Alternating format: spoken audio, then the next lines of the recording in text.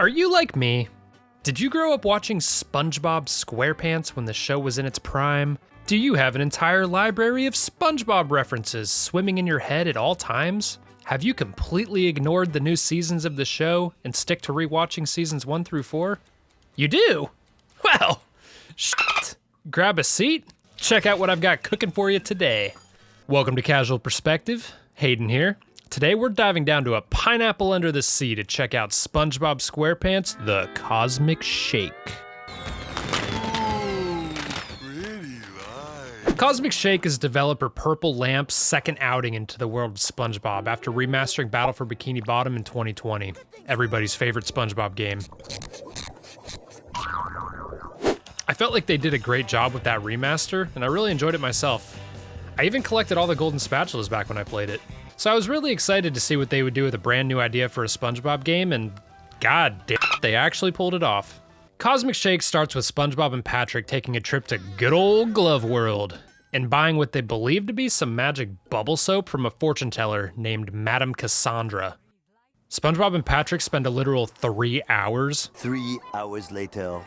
Coming up with wishes for themselves and the rest of Bikini Bottom, only to discover that the bubble soap is actually mermaid tears, property of King Neptune. King Neptune! Oh, fuck. All the wishes begin to come true, and the fabric of reality tears, and the town is plunged into chaos. Now, SpongeBob and Balloon Patrick must hop into the different cosmic portals that they've opened around Bikini Bottom, save their friends, and bring back some cosmic jelly for Madame Cassandra in hopes of setting everything back to normal. Without spoiling the ending, I will say the story doesn't get more complex than that, and it's predictable as fuck. I think it's a fun idea, but doesn't feel like classic SpongeBob. I don't think cosmic portals quite fit the vibe of SpongeBob, and personally don't really like the multiple universes trope that's become so popular over the last few years. I do feel like it's at least done well here, but it still is boring to me. Each universe acts as a different level for the game and has a strong theme attached to it. You'll visit places like Halloween Rock Bottom, nice.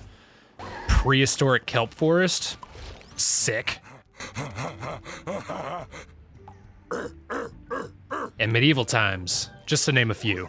There's 7 total universes in the game, and each one has a relevant costume for old Spongy Boy that you will receive from Madame Cassandra. Let's talk costumes for a second. There's a bunch, and they're one of the better parts of the game. You get a new one for each new level, but also unlock more as you collect gold doubloons.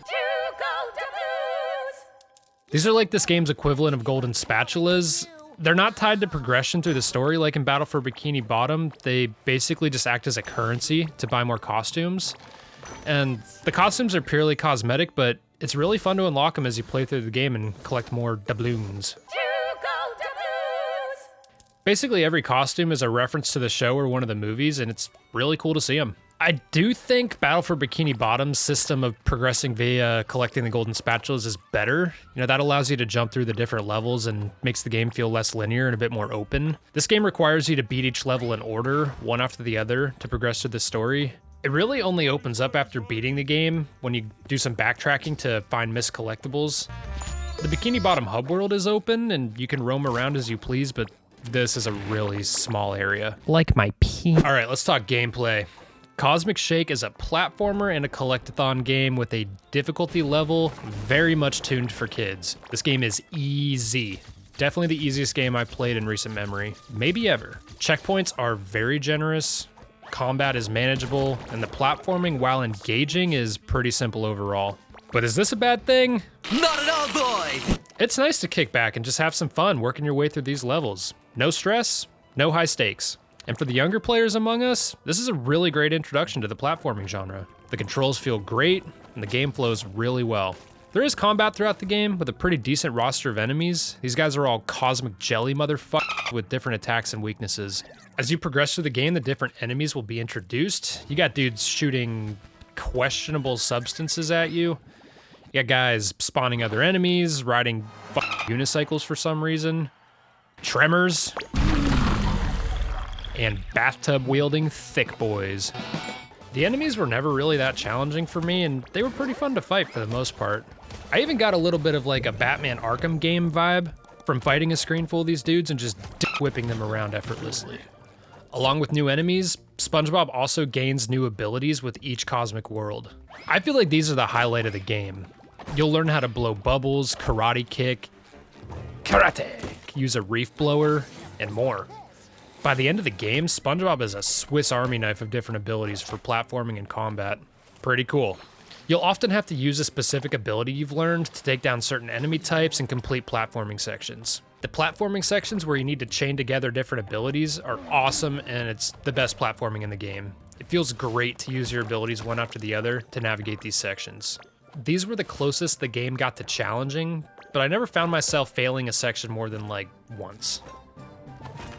Oh, a potential downside to this is if you come back to the game after not playing it for a while, it may take you some time to remind yourself of all the different buttons for the different abilities. Like, each one basically has its own button. It's a lot. I literally forgot SpongeBob had a dodge move for like the entire game, but hey, they say no Dark Souls, all right? I was fine without it. You also get to ride seahorses throughout the game, which is rad. These are even in the Bikini Bottom hub world to help you get around faster. They're fun to ride. Not much more to it than that. Hey, Butters, what do you think of the seahorses? Neato. There's also unique sections exclusive to some of the worlds, like the Snail SpongeBob section or rock rolling in the prehistoric kelp forest. Good stuff.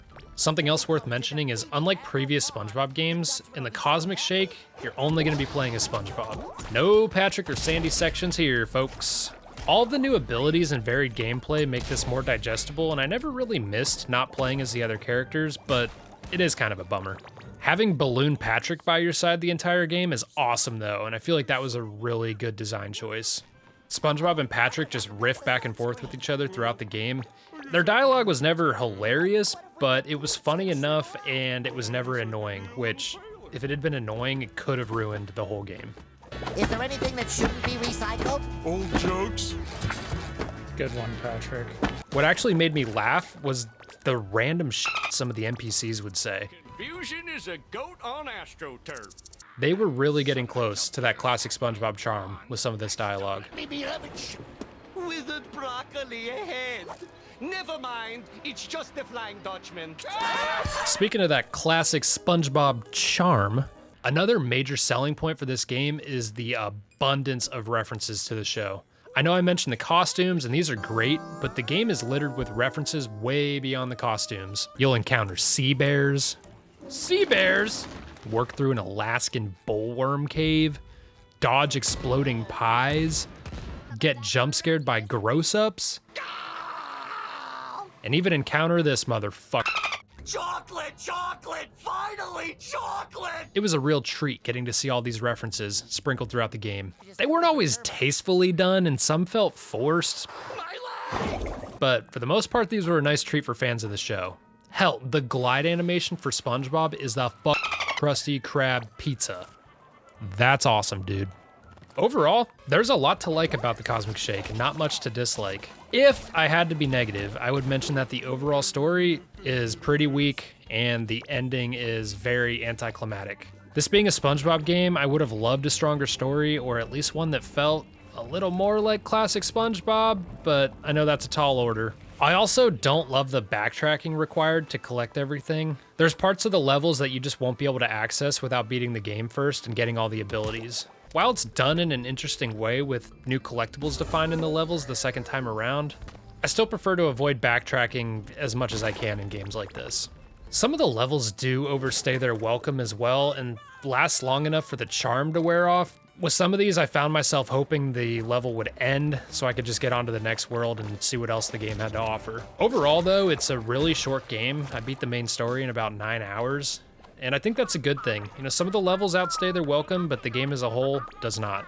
It's a nice compact game that you can easily knock out in a few sessions. So if you like SpongeBob, you're in the mood for a chill game loaded up the ass with references to classic SpongeBob, then you should really consider giving the Cosmic Shake a go. There's no bullshit here. This is just a simple game that will give you some wholesome, stress-free fun. Who knows? You just might feel like a kid again. So, have you played the Cosmic Shake? What SpongeBob game is your favorite? Have you ever murdered a health inspector? Head down to that comment section and let me know. Thank you for watching, and I'll see you in the next one. Later, nerds.